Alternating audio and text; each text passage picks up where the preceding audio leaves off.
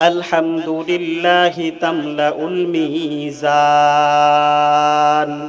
পয়গম্বর আমার জানিয়ে দেন, আলহামদুলিল্লাহ যদি কোনো বান্দা বান্দি একবার পড়ে আলহামদুলিল্লাহ বলার দ্বারা আল্লাহ পাক রব্বুল আলামিন সেই বান্দার যে মিজানের পাল্লা আছে, মিজানের পাল্লা, নেকের পাল্লাটাকে আল্লাহ তাআলা বাড়ি করে দেন।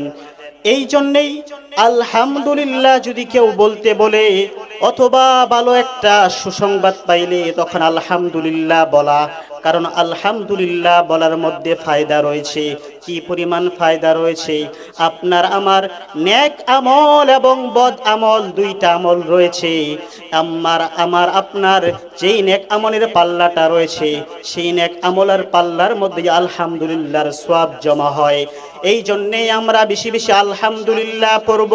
মসজিদের মধ্যে গিয়ে জুমার নামাজ আদায় করার জন্যে যাওয়ার পরে যখন আমি সুন্নাত পড়ে ফেলব, সুন্নাত পড়ার পরে আমরা বসে বসে আলহামদুলিল্লাহর জিকির করব।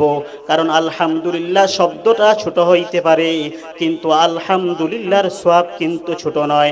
এই জন্যেই পয়গম্বর বলেন, ও আমার উম্মত, তোমরা ভালো করে শুনো,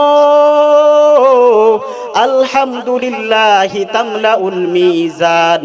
একবার যদি আলহামদুলিল্লাহ পড়ো, মিজানের পাল্লাটা ভারী হয়ে যায়।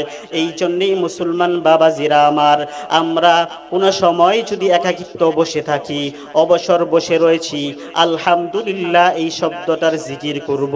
সুসংবাদ পাওয়ার পর আলহামদুলিল্লাহ বলবো।